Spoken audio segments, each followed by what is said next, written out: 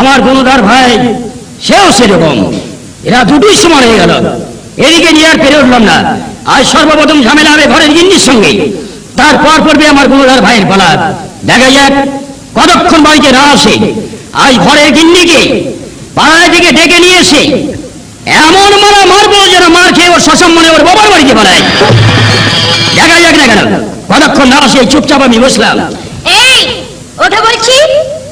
কোথায় গিয়েছিলি তুমি? পাড়াতে গিয়েছিলাম। পাড়ায় কি করতে? বেড়াতে গিয়েছিলাম। শোনো, পাড়া বেড়ে বেড়ে আমার বড় কষ্ট হয়ে গেছে। আমার হাত পা গুলো একটু টিপে দাও তো। কি বললেন? পাড়ায় বেরিয়ে তোমার কষ্ট হয়ে গেছে? তোমার হাত পা টিপে দিতে হবে আমাকে? হ্যাঁ হ্যাঁ, টিপে দিতে হবে। কি দিয়ে টিপবো তাই বলো দেখি? মানুষ আবার টেপে দিতে হাত দিয়ে টেপে। হাত দিয়ে টিপবার তো আমার অভ্যাস নেই। তোমাকে টিপতে হলে এবার বাঁশের দরকার। বাঁশ দিলে তুমি সস্তা হয়ে যাবে। কি বললি? থাক বাবা। বাবা জল জলতে স্বামীটা বর্তমানে তোমার সম্মুখে দাঁড়িয়ে আছে, আর তুমি আমাকে বাবা বলে ফেললে। এই তোমাকে বাবা বলেছি নাকি? এখানে তোমার বাবা আছে নাকি? আহ, পুরো মেয়ে ছেলে তার স্বামীকে বাবা বলে? বলে না, 100 বার বলে, 1000 বার বলে। কি বললি? তাহলে তুমি আমার সাথে তর্ক করতে চাও? মেয়ে ছেলের স্বামীকে বাবা বলে? বলে। তবে শোনো, আজ তোমার সঙ্গে আমার সঙ্গে তর্ক হচ্ছে। তবে এই তর্কে আমি যদি হেরে যাই, তুমি আমাকে যা বলবে আমি তাই শুনবো। তুমি যদি হেরে যাও তাহলে কি করবো জানো? তোমার তলপেটের বাছুরকে আমি লড়িয়ে ছেড়ে দেবো। তুমি তো একা বলো না, ভারতবর্ষের অনেক নারীরা এইভাবে স্বামীকে বাবা বলে ডাকে। তবে বলো, কখন বলে, কোন সময় বলে, কোন টাইমে বলে? চুপচাপ বসে যাও, আমি বুঝিয়ে বলছি। এই যে তোমার বাবা তোমাকে পূজাতে নিতে এলো না? বাবা থাকলে মেয়েকে নিতে আসবে। এর বাবা এসে আমাকে বলছে যে বাবা, দুদিনকার মতো আমার মেয়েকে পাঠিয়ে দাও সসম্মানে ওর বাবার সঙ্গে। ওর বাবার বাড়িতে আমি পাঠিয়ে দিলাম।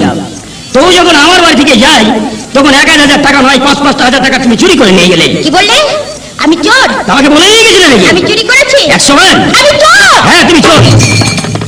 সেই চুরি করা টাকাটা নিয়ে গিয়ে ওর মাকে বলছে যে মা, আমার কানের আছে, আমার হাতের আছে, আমার গলার নেই। তোর মা বলছে যে মা, এই তো 1407 সাল পেরিয়ে গেল, এই 8 সাল হলো, ঠিক মতো দুবেলা খেতে পাচ্ছি না, তা তোমার গলায় হার করি কেমন করে দিই? তোর মুখে ওর মাকে বলছে যে মা, তোমার জামাইকে লুকিয়ে আমি 5000 টাকা নিয়ে এসেছি হার কিনবার জন্য। সেই চুরি করা টাকাটা ওর মার হাতে দিল। ওর মা আবার কি কর্ম করলো দেখেন, ওর বাবাকে ডেকে বলছে যে আমাদের শেফালি কি করেছে দেখো, জামাইকে লুকিয়ে 5000 টাকা নিয়ে এসেছে হার কিনবার জন্য। সেই চুরি করা টাকাটা যেমন ওর মার হাত থেকে ওর বাবার হাতে গেল, ওর বাবা সোজাসুজি বাজারে চলে গেল, বাজারে গিয়ে হার কিনে নিয়ে এলো। 15 দিন পর এই ভদ্রলোকের মেয়েটা আমার বাড়িতে ফিরে আসছে। আমি জিজ্ঞাসা করছি হাতটা কোথায় পেলে, কে দিল? তা আমার কথার প্রত্যুত্তরে এই ভদ্রলোকের মেয়েটা বলছে যে আমার বাবা দিল। আপনারা বিচার করে বলুন, যে আমার টাকা চুরি করে হার কেনা হচ্ছে, তাহলে আমাকেও বাবা বলা হচ্ছে না? আমার অন্যায় হয়ে গেছে। তোমার তলপেটের বাছুর আর লড়াবো না, তাই সবার সামনে আমি কান ধরছি। কার কান? আমার কান, আমার কান। হ্যাঁ, তোমার নিজের কান তুমি নিজেই ধরো। এবার তোমার ছেলেরা, এবার তোমার জাতিরে জিজ্ঞাসা করো দেখি ওরা বলে কি না। আমি একা বলি না, ওরা শুধু বলে। আমি তো আগেই বলেছি, ভারতবর্ষে অনেক নারীরা এইভাবে স্বামীকে বাবা বলে ডাকে। অর্থাৎ কি জানো, মেয়েরা যখন স্বামীর ঘর থেকে বাবার ঘরে গেল, অথচ স্বামীর ঘর থেকে অর্থ নিয়ে গেল, আর সেই অর্থ দিয়ে কোনো জিনিসপত্র কিনে নিয়ে এলো বাবার ঘর থেকে। স্বামী জিজ্ঞাসা করছে এগুলো কে দিল? না তো এগুলো আমার বাবা দিল। এগুলো কে দিল? না তো এগুলো আমার বাবা দিল। তাহলে স্বামীকে কত বড় বাবা হচ্ছে। যাই হোক, অনেক কথাই হয়ে গেল, চুপচাপ এখানে বসো। আচ্ছা, সে অনেক দিনের কথা মনে পড়ে গেল জানো। তোমাকে বিয়ে করে যখন আমার বাড়িতে আমি নিয়ে এলাম, ফুলসজ্জা রাত্রে যে গানটা আমাকে শুনিয়েছিলে সেই গানটা গাও, আমি বসে বসে শুনি। বুড়ো ভাম, ও বুড়ো, তোমার চুল পেকে গেছে, পেকে গেছে, পুরো তোমার রস যায়নি এখন। আশ্চর্য ব্যাপার তো, আজকালকার চুল ছেলেদের বয়সে বাচ্চা না, রোদে তবে বাচ্চে। চুলে নাই তো দু একটা পাক ধরেছে, দাড়ি নাই তো পেকে গেছে, কিন্তু আমার মনটা তো এখনো পাকেনি। তুমি গাইবে আমি শুনবো। 5টার পরে 6টায় আমি পড়েছি, তোমার মনকে কি করে বাঁচাতে হয় আমি জানি। এইবার সে আমার গুরুদার ভাইকে ডেকে নিয়ে এসো। তাকে তোমার ভাইকে আমি ডাকতে যেতে পারবো না। তোমার ভাইয়ের জন্য আমি পাড়াতে মুখ দেখাতে পারি না। তোমার ভাই কার মেয়েকে চোখ মারছে, কার মেয়ের হাত ধরে টেনে নিয়ে যাচ্ছে, কার কলা চুরি করছে, কেন সব শুনতে এই হবে? সংবাদ তো আমার কানে কোনোদিন আসবে। তোমাকে রাখতে হবে, দেখো কোন বড় আছে। আমি পারবো না, তোমার ভাইকে তুমি ডেকে আনো। খেতে দিবে বেলায় খেতে দিচ্ছ, ভাইটা কোথায় যাচ্ছে কি করছে এই সংবাদ আমি দেবো না তুমি দিবে? তোমার ভাই পিছন পিছন দিয়ে আমি যাও বলছি। আমি যাবো না। যাও। যাবো না। হাতে এটা কি দিকে গেলাম? হাতে ওটা লাঠি। এই ব্যবহার করলে বেরিয়ে যাবে। যাও বলছি। আচ্ছা, আচ্ছা, দাঁড়াও, দাঁড়াও, যাচ্ছি, যাচ্ছি। ঠিক আছে, তুমি যদি না যাও তা আমি যাচ্ছি। দেখা যাক সে হতভাগা কোথায় আছে। যাব বাবা, তাহলে কি ওরে দেখলে তো মেরে ফেলবে। আমি তার আগে যাই, যেখানে থাক ওকে খুঁজে বের করে ওকে আমি লুকিয়ে ফেলবো। ওরে বাবা রে বাবা রে বাবা, তাই তো বলি দাদা আমাকে বাড়িতে থাকিনি, আর দাদা বাড়ি থেকে তাড়ি দিবে আর ওইভাবে মজা করবে। হ্যাঁ, সব আজকে বাড়ির থেকে দেখলাম। আমিও বাড়িতে যাব না, কাজও করবো না, খাবও না। তবে যেভাবে ওরা আরম্ভ করেছে, এই বাড়িতে দুইজনকে এমন তাল মারামারি লাগাবো, লাগাই বাড়িতে যুদ্ধ লাগিয়ে দেবো। দিয়ে ঝামেলা লাগিয়ে দিয়ে হয় বাড়িতে থাকবো, তা না হলে বাংলাদেশ চলে যাবো, যাহাই হবে। আরে গোবর্ধন, গোবর্ধন, গোবর্ধনজি! এই তো দাদা এদিকে আসছে। এইখানে যেভাবে ওর ছল চাদরি দিলে আমাকে দুইজনের সঙ্গে ঝামেলা লাগিয়ে দিতে হবে। ও আরে, আরে গোবর্ধন, বল কি হয়েছে? শুধু ও করে যাচ্ছিস কেন? বল কি হয়েছে? ও দাদা গো, তোমার বিপদের জন্য আমি কাঁদছি দাদা। আমার বিপদ? হ্যাঁ, আমার বিপদ আবার কি? তার কারণ তোমার সামনে বিপদ।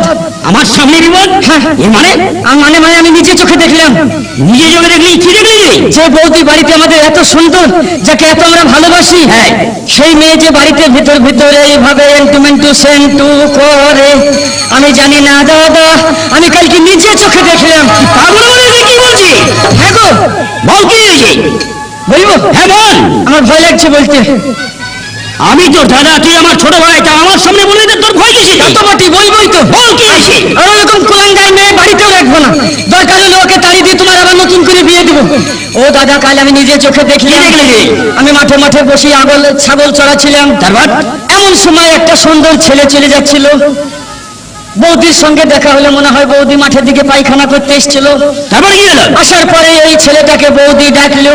ডাকার পরে দুইজনে গুজর গাজর ফুসুর ফাসুর করে কি বললো। আর তুই কি করছিস? আমি তখন বসে বসে দেখছি। দেখে যাচ্ছিস? আমি ছেলে মানুষ, আমি কি করবো? তারপর কি হলো? তখন বৌদির সঙ্গে কি গুজর গাজর বলার পরে বৌদিকে কানে কানে ফুসুর ফাসুর করে কি বললো। বলে বৌদিকে জড়িয়ে ধরে কলা বাগানে ঢুকলো। আর তুই যখন কি করছিস? আমি বসে বসে দেখছি। দেখে যাচ্ছিস? হ্যাঁ, ওরা ঢুকেই যায়, আমি দেখেই যাই। তোর কোনো জায়গায় ছিল না? ওরা ঢুকেই যায়, আমি দেখেই যাই। দেখে যাচ্ছিস? তারপরে কলা বাগানের মাঝখানে গিয়ে একবারে আইরে না রে না রে না রে। থাম মুখে কোথাকার। এত জবর ঘটনা দেখেও চুপচাপ বসে থাকলি? আমি নিজে চোখে দেখলাম। এর প্রতিকার করতে পারলি না? এই মেয়েকে বাড়িতে রাখা হবে না। বাড়ি তুমি ফিরে গিয়ে আরে। লাগাও মার। গোবর্ধন, ঠিক বলছিস তো? হ্যাঁ, আমি নিজে চোখে দেখেছি। ঠিক আছে, আমি বাড়িতে যাচ্ছি। তোর বৌদিকে আমি বাড়িতে রাখবো না। তোর বৌদির মুখ আমি দেখবো না। হ্যাঁ, ওকে এমন মারা মারবো। হ্যাঁ, যারা মার খেয়ে এবার ওর বাবার বাড়িতে ভাড়া নিয়ে গেলাম। দরকার হলে তোমার আমার বিয়ে দেবো। ওরে বাবারে, বৌদি এরকম লোকই না। কিন্তু এবার মিথ্যে ঘটনা বললাম। কিন্তু কিন্তু দাদা ওকে গিয়েই তো সঙ্গে সঙ্গে মায়ের আরাম করে দিবে। আর এইভাবে ঝামেলা না লাগালে আমারও সংসার কিছুই হবে না। গোবর্ধন! এ বাবা। আরে এই গোবর্ধন! এই তো বৌদি আসছে। হ্যাঁ, গোবর্ধন! ও এই, কি হয়েছে রে কাজ? আরে কি হয়েছে বলবি তো? কি হয়েছে বলবো? হ্যাঁ? বৌদি, তোমার দুঃখে কাঁদছি বৌদি। আমার দুঃখে? তোমার মনে হয় এইবার সীতার সিঁদুর, হাতের শঙ্খ মনে হয় এবার ভাঙতে হবে। এ তুই কি বলছিস? তার কারণ আমাদের দাদা যেরকম মানুষ, কিছু বোঝা যায় না। সে শিক্ষিত লোক, অফিসে চাকরি করে, কিন্তু ভিতর দাদা এইভাবে কড লাইন করে। কোটলাইন তার মানে? কড লাইন মানে আমি নিজে চোখে দেখলাম। কি দেখেছিস? আমি মাঠে বসে বসে ছাগল চড়াইছিলাম। আচ্ছা, এমন সময় দাদা সাইকেলে চেপে যাচ্ছিল। আর একটা মেয়ে দেখছি, সুন্দরী মেয়ে, পায়খানা করতে এসেছিল। তারপর? দাদাকে ইশারা করে ডাকলো। ডাকার পরে দুইজনা গুজুর গাজুর কি বলা বলি করলো। করে দাদাকে জড়িয়ে ধরে বাঁশবাগানে ঢুকলো। মায়ের বাগানে ঢুকলো? হ্যাঁ। তারপর কি হলো? তারপর কি হলো? বল, তাড়াতাড়ি বল। ওরা দুইজনা বাঁশবাগানে ঢুকেই যায়, আর আমি দেখেই যাই। ওরা ঢুকেই যায়, আর আমি দেখেই যাই। তারপর কি হলো? বল। তারপরে বাঁশবাগানের মাঝখানে গিয়ে একবারে আইরে না রে না রে। আরে তুই নীরবে দাঁড়িয়ে সহ্য করলি? কি করবো, আমি বসে বসে দেখছি তো। এক কাজ করো, ও বদমাইশকে বাড়িতে রাখতে হবে না। ও ছাটা পিটি করে ওকে বাড়ি থেকে তাড়ি দাও। এই, দরকার ওই নেই। বাড়ি বাগানে ঢুকেছে না? বাঁশবাগানে। শোন, আমি এই মুহূর্তে যাচ্ছি মুড়ো ঝাঁটা নিয়ে মুখ পোড়াতে, আর সেই মৌখিকে আজ আমি দেখে নেবো। মুড়ো ঝাঁটাকে বিদায় করবো আমি। দরকার হলে তোমার সংসার আমি দেখবো। ওরে বাবারে, এবার এবার একবারে একবারে সত্যিকারের যুদ্ধ লেগে যাবে। তার কারণ দাদাও বিশাল রাগী আর বৌদিও রাগী। তবে কেউ জানে না আমরা দুই ভাই, দাদার নাম হচ্ছে হারাধন আর আমার নাম হচ্ছে গোবর্ধন। আমাদের মনে হয় দুই ভাই ভাই এবার যুদ্ধ লেগে যাবে। এবার মনে হয় বলে ধনে ধনে এবার যুদ্ধ লাগবে, ওরে ধনে ধনে যুদ্ধ লাগবে, বলে হারাধন আর গোবর্ধনে ধনে ধনে এবার যুদ্ধ লাগবে।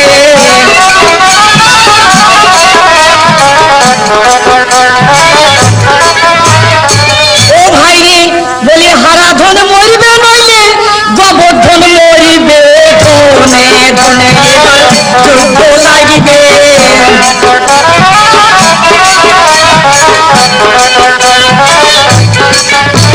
ওরে বাবারে, এবার বাড়িতে ঢুকবো না, আমি বাড়ি থেকে দেখবো, মজা লেগে যাবে।